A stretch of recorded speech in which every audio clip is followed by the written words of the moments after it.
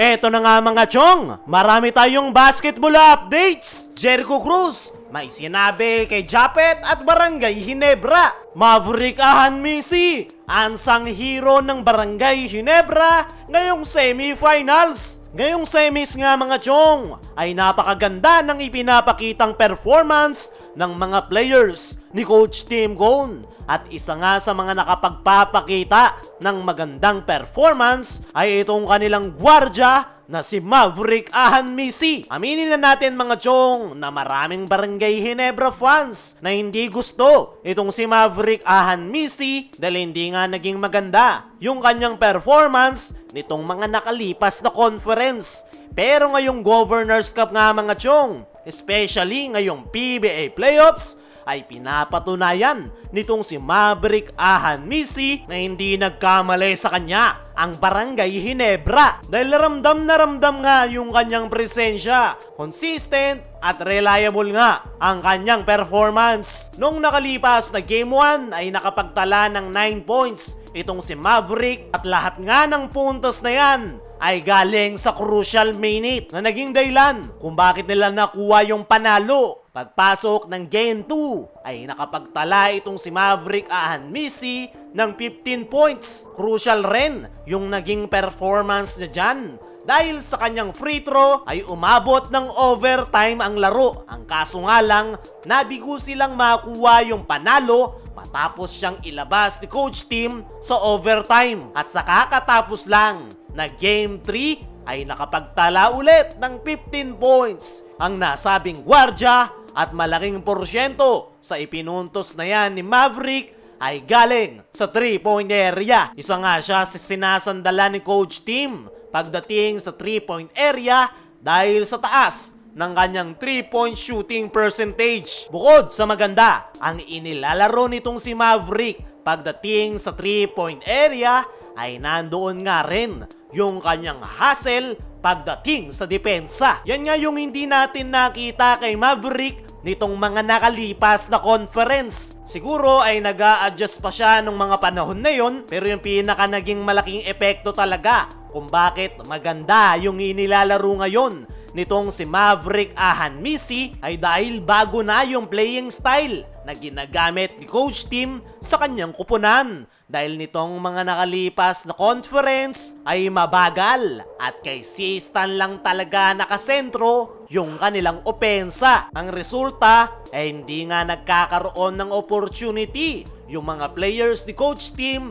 gaya na lang nitong si Maverick Ahanmisi na makuha yung kanilang rhythm. Pero ngayon, natakbuhan at outside shooting, kumbaga run and gun na yung ginagamit ni Coach Tim Cone sa kanyang kupunan, ay mas lumalabas nga yung laro nitong si Maverick Ahanmisi dahil dyan nga nababagay ang kanyang laro at the same time ay nabibigyan nga siya ng opportunity na makahawak ng bola at tumira. Kaya naman, nakuha na ngang muli nitong si Maverick Ahanmisi ang kanyang kumpiyansa sa paglalaro at napakaganda nga ng nagiging resulta. Kita nyo naman yung kanyang performance ngayong PBA Playoffs. Ayon nga sa naging latest interview dito kay Maverick Ahanmisi kung ano ang kanyang naging preparation ngayong semis kontra San Miguel Beermen. Ang sagot nga nito ay win-workout niya raw yung kanyang outside shooting at playmaking ability. Dahil yan nga raw yung kanyang role under Coach Tim Cone. Nabanggit pa ni Maverick na depensa at rebounding yung pinakakailangan ngayong semifinals. At yan nga yung kanyang ginagawa sa kanyang pagiging hustle para makatulong sa depensa para sa kanyang kupunan. Naniniwala ko mga chong na isa si Maverick sa mga vital player ngayon ni Coach Tim ngayong semifinals dahil kailangan nga ng kanyang kupunan ang kanyang outside shooting. Dumako naman tayo dito sa kabilang balita. Jericho Cruz, may sinabi kay Japet at Barangay Ginebra matapos mabigo ng San Miguel Beermen na makuha ang pangalawang panalo sa kakatapos lang na Game 3 semis, ay na-interview nga itong si San Miguel Beermen guard Jericho Cruz patungkol sa kanyang naging physical game kontra Ginebra, lalong-lalo na kay Japet Aguilar. Ayon niya mismo dito kay Jericho Cruz ay hindi naman daw niya sinasadya yung nangyari. Wala nga daw siyang intensyon na saktan si Japet Aguilar. Tanging screen nga lang daw talaga yung kanyang gagawin ng mga oras na yon, kaya hindi niya nga raw sinasadya na masaktan si Japet Aguilar. Game nga raw si Jericho Cruz sa physical game. Pero hindi nga daw siya isang dirty player at hindi niya nga raw gugustuhin na makasakit. Patungkol naman sa magiging bounce back ng kanyang koponan sa darating na Game 4 ay i-review nga raw nila yung kanilang laro para makita kung ano yung kanilang problema. Pag-aaralan nga rin daw nila kung ano-ano yung mga possible matchup na po pwede nilang i-take advantage. Pero para nga daw sa kanya ay gagawin niya nga daw ang lahat.